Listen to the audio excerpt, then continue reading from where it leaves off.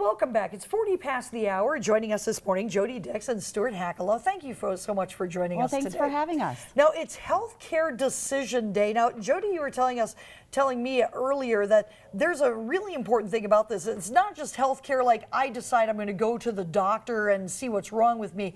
There's a specific focus behind today. Correct. Today, due to the infamous case of Terri Schiavo several years ago, Right. we designated the day after tax day as Healthcare Decision Making Day.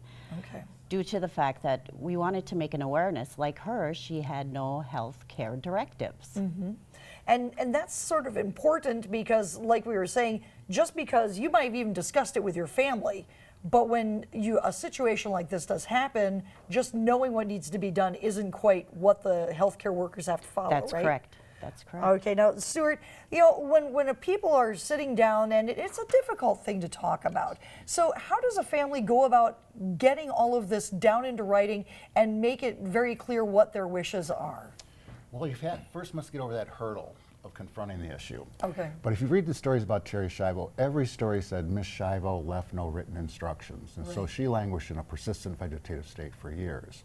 Fortunately, here in Michigan, we have some free and low-cost alternatives.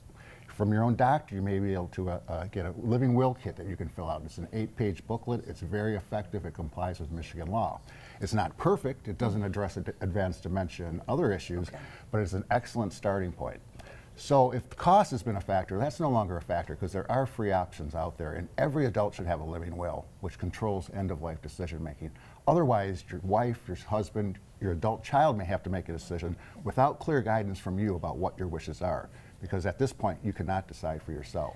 Now, you say every adult should have this, so are we talking like 18, 19 years old? Is that too young? Well, Ms. Schiavo, Karen Quinlan, Michael Martin, they were in their 20s or 30s or 40s when they were hit by strokes or car accidents or a train crash in Mr. Martin's case. So that's why I say every adult. Okay. Especially if you have a family. Okay, so in other words, as soon as you hit that age, it's something to look at. Oh, when you get home from the bar on your 18th birthday, you should do this immediately. 21, it's 21 now. See, that's our age showing, okay? We remember back when that was the day. But, it is something that we should be looking at. But yeah, how many kids do graduate from high school? And even though you might still be under your mom or dad's, health insurance, they can't make those decisions anymore, right?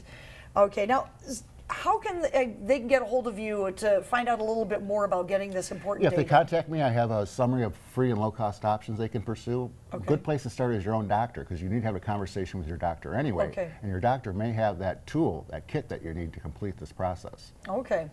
So it's a very important day, and it is a good idea to take care of this now. Yes. You don't want to be sitting in a situation where you're having to, take care of everything else, and then a family member has to make this decision for you.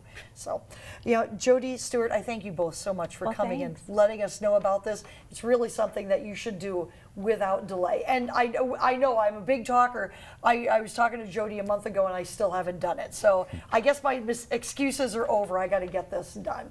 Well, on the way, Ashley Kirkland has been joining us throughout the morning. We've been learning a lot more about, getting ready for prom season by making sure kids are aware of the cons of drunk driving and what the police are looking for. But they also come with some pretty big consequences, and she's going to be telling us more about that in a moment.